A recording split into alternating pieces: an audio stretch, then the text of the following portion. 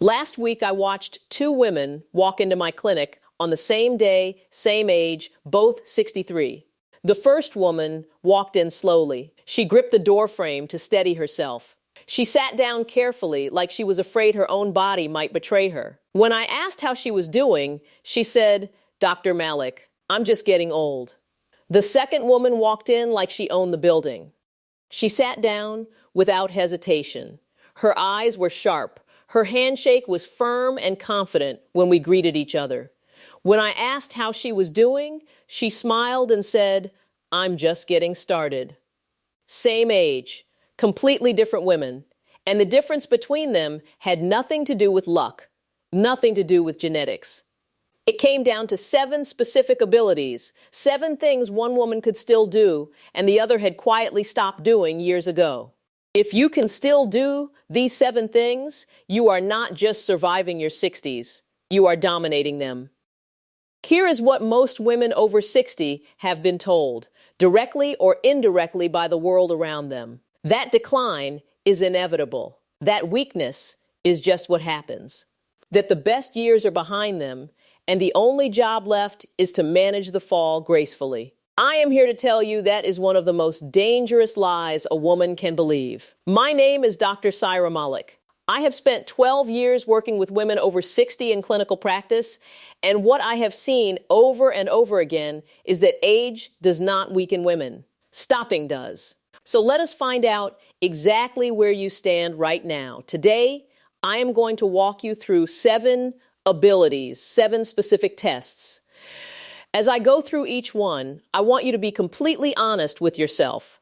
Not because this is a judgment, but because awareness, real honest awareness, is the first step toward either protecting what you have or rebuilding what you have lost. And here is the most important thing I need you to understand before we begin. Every single one of these abilities is trainable at 60, at 70, at 80. None of them are fixed. All of them are within your control. Let us begin. Hashtag marker number 1. The rising test. Your functional strength. Can you get up off the floor without using your hands? Not slowly. Not using a chair. Not rolling to the side and pushing yourself up with both arms. Straight up from sitting on the floor using your legs alone. Try it right now if you can. Because if you can do this easily, without hesitation, you are already ahead of more than 65% of women your age. This is not a party trick. Researchers in Brazil studied over 200 men and women and found that the ability to get up from the floor without support is one of the strongest single predictors of how long a person will live. Not how far she can run, not how much she can lift, this one movement. Why? Because it requires leg strength, hip mobility, core stability, and balance all working together at the same time. It reveals your total functional reserve, the engine your body uses to keep you independent, active, and alive. In my 12 years working with women over 60, I have seen this test reveal more about a woman's true health than almost any lab result I have ever ordered. The women who can rise from the floor are almost always the ones still living on their own terms, traveling, gardening, picking up their grandchildren without fear. If you struggled just now, do not panic. Start sitting on the floor every single day. Not on the sofa, not on the bed, the floor. Make your body remember what it already knows how to do. This is one of the simplest, most powerful investments you can make in your future independence. Hashtag marker number 2, the walking test. Your heart and joint vitality. Can you still walk for 30 minutes without your joints stopping you?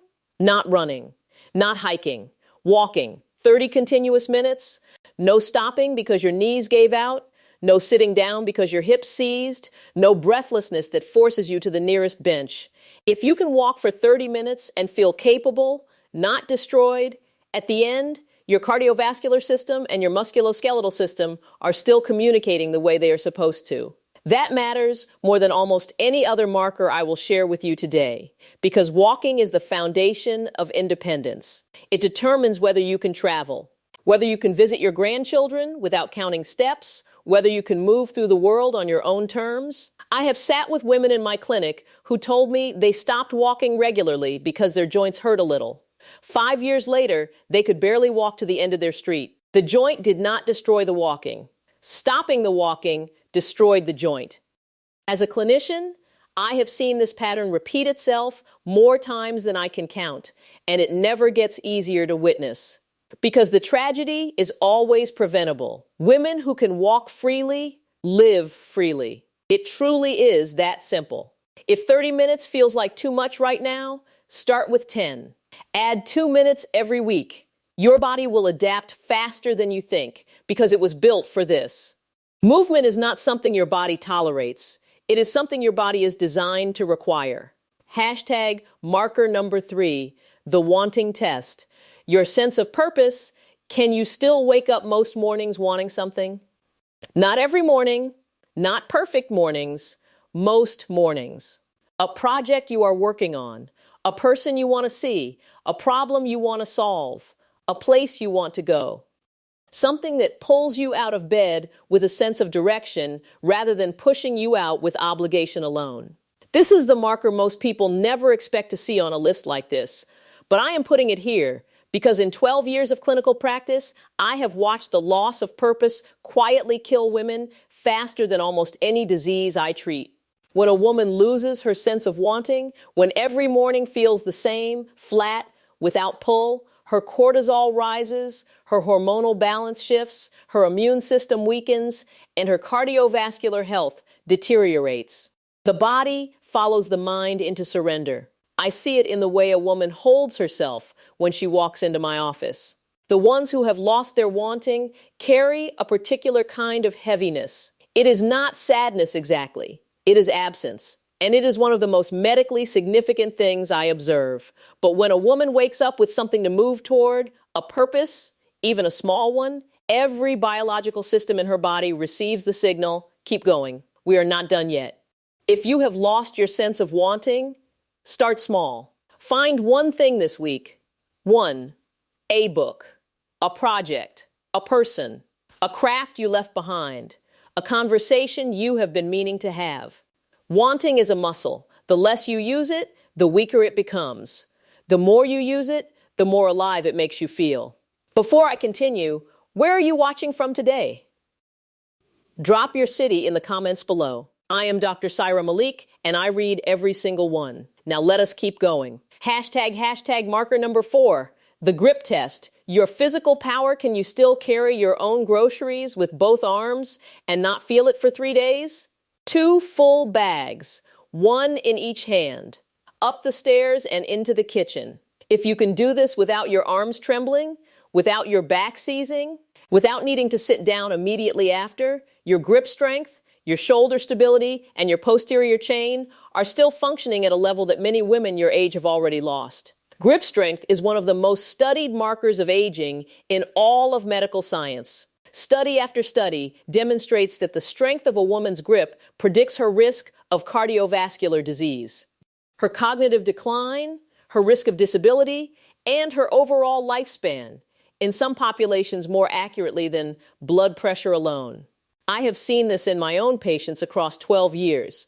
The women with strong hands are almost always the women who are still living independently, still driving themselves, still doing things for the people they love instead of needing things done for them. That is not a coincidence. That is physiology. Strong hands signal strong muscles, strong connective tissue, a strong nervous system. Grip does not lie. It is one of the most honest measurements a body gives us. If your grip has weakened, start simply. Squeeze a rubber ball, use a hand gripper, wring out a damp towel, 2 minutes a day.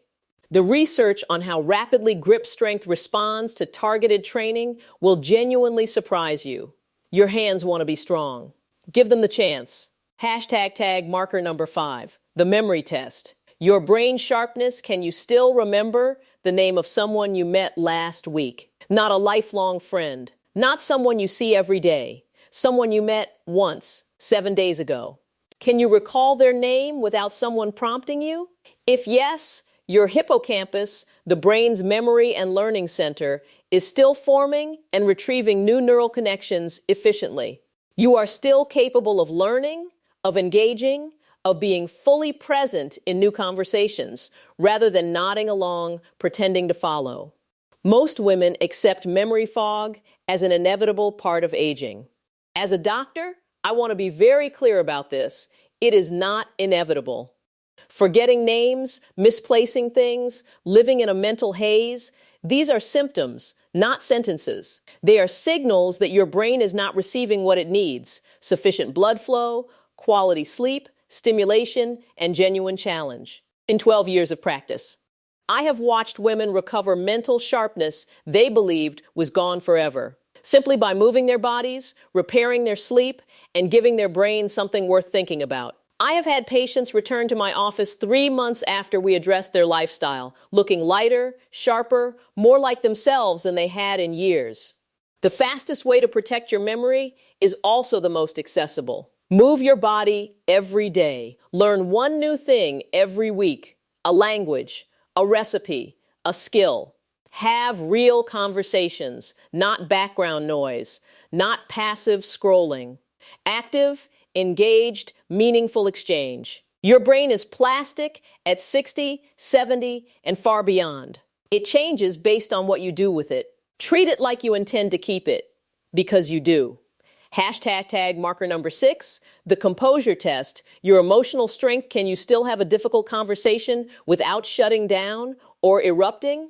Someone challenges you, disagrees with you, disappoints you, tells you something you did not want to hear. Can you stay in the room? Can you listen without going cold? Can you speak without going nuclear? This is emotional regulation, and it is one of the most underrated markers of a strong woman over 60. Many women reach their 60s carrying decades of unexpressed frustration, grief, and disappointment. Emotions that were swallowed in the name of keeping peace. Feelings that were set aside because there was always something else more urgent. Someone else who needed more. And the body keeps the score. Chronic emotional suppression raises cortisol levels, damages arterial walls, disrupts sleep, and accelerates cognitive decline. A woman who cannot regulate her emotions is not just exhausting to be around, she is actively harming her own biology. And I say that not as a judgment, but as a clinical observation delivered with deep compassion, because the pattern is almost always rooted in years of not being given permission to feel. I have had patients come to me with chest pain, high blood pressure, and chronic insomnia. And when we sat down and really talked, not about symptoms, but about life, the real diagnosis was 40 years of emotions that had nowhere to go. But a woman who can sit with discomfort, who can hear hard things and respond with clarity, who can hold space for her own feelings without being consumed by them or burying them alive, that woman has built something extraordinary. And it is a genuine predictor of longevity. If this is your weak marker, start simple. When you feel reactive, breathe before you speak. 4 seconds in, 4 seconds out. It sounds almost too small to matter. The physiological effect is not small. Do it consistently, and your nervous system will begin to learn a new response. Hashtag marker number 7, the presence test. Your vitality and impact. Can you still make other people feel better just by being in the room? I do not mean performing. I do not mean putting on a face or pretending to be something you are not. I mean genuine, embodied presence, the kind that makes people feel seen, settled, and safe simply because you walked in. This is the marker that separates a woman who is merely aging from a woman who is truly living. The second patient I described at the start of this video, the one with sharp eyes and a firm handshake who said she was just getting started, she had this quality. The moment she entered my clinic, the energy in the room shifted. My nurses noticed. Other patients in the waiting area glanced up. She was not performing anything. She was simply fully there, fully herself, fully alive. Presence like that does not come from pretending. It comes from doing the other 6 things on this list. It comes from a body that is strong enough to carry itself with ease, from a mind that is sharp enough to actually listen, from a heart that is regulated enough to genuinely connect. From a woman who has a reason to get out of bed in the morning and who has not surrendered that reason to age or to anyone else's expectations. In my clinical experience, this quality of presence is one of the most powerful protective factors I have ever observed. Women who have it tend to live longer. They tend to recover faster from illness. They tend to maintain their independence further into old age. They tend to remain woven into the lives of the people they love rather than gradually becoming spectators. And here is what I need you to hear. Presence is not a personality trait you either have or do not have. It is a consequence of how you are living. Take care of your body, and your body will carry you into rooms with authority. Take care of your mind, and your mind will let you be fully awake in those rooms. Take care of your emotions, and your emotions will let you connect with the people in those rooms without walls or fear. Hold on to your purpose, and your purpose will make your presence feel like something worth being near. So let us review all 7 markers together, because I want you to hold the full picture. Marker 1. Can you rise from the floor without your hands? That is your functional strength, the foundation of physical independence. Marker 2. Can you walk 30 minutes without your joints stopping you? That is your cardiovascular and musculoskeletal vitality, the engine of your freedom. Marker 3. Can you wake up most mornings wanting something? That is your sense of purpose, the signal your entire biology uses to decide whether to keep fighting. Marker 4. Can you carry your own groceries without paying for it for 3 days? That is your grip strength and physical power, more predictive of your future than almost any blood test. Marker 5. Can you recall the name of someone you met last week? That is your cognitive sharpness, a trainable, protectable, absolutely essential part of who you are. Marker 6. Can you have a hard conversation without shutting down or exploding? That is your emotional regulation, one of the most overlooked and biologically consequential abilities a woman can possess. Marker 7. Can you walk into a room and make people feel better just by being there? That is your presence, the living proof that all the other 6 are working. Now I want to be honest with you about something, because that is what my 12 years in clinical practice have taught me to be. Most of the women I see in my clinic who are struggling, not just physically, but in all the ways we have discussed today, they did not arrive at struggle suddenly. They arrived gradually, one quiet decision at a time. One thing set aside, then another, until one day they looked up and realized they had been sitting down for years, figuratively and literally, without noticing when the sitting down had started. The woman in my clinic who gripped the door frame, who said she was just getting old, she did not become that woman overnight. She became her through a series of small surrenders, each one so reasonable at the time that it barely registered. The morning she stopped going for her walk because her knees ached a little. The day she stopped signing up for things because the energy did not feel there. The evening she stopped expressing what she felt because it seemed easier not to. The year she quietly let go of the project she had been building because she told herself it was too late. None of those decisions felt catastrophic in the moment. Together, they were. I am not telling you this to frighten you. I am telling you this because you are here, watching this, which already tells me something important about you. It tells me you are still paying attention. You are still asking questions. You are still, somewhere inside you, refusing to simply accept the story that this is as good as it gets. That refusal, hold on to it. That is the beginning of everything. The woman who walked in like she owned the building did not have a perfect life. She had not been spared difficulty. In fact, when we talked during her appointment, she told me she had been through more loss in the previous decade than most people face in a lifetime. She had buried her husband. She had navigated a serious health scare of her own. She had gone through a period, she said, of feeling completely invisible and completely without direction. What brought her back was not a dramatic moment. It was a series of small decisions to get back on her feet, literally and figuratively, to start walking again even when it hurt, to find one thing each week that made her want to get dressed in the morning, to stop apologizing for having needs, to start having the conversations she had been avoiding, to rebuild the strength in her body and trust that her mind and spirit would follow. And they did. They always do, when you give them the conditions they need. So here is what I want you to take away from today. You are not defined by your age. You are defined by what you do with the body and mind you have right now, today, at whatever number that happens to be. The 7 markers I have shared with you are not a verdict. They are a map. They show you where you are strong and where you have room to grow.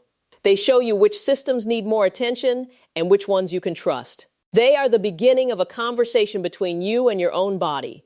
A conversation that is always worth having and never too late to start.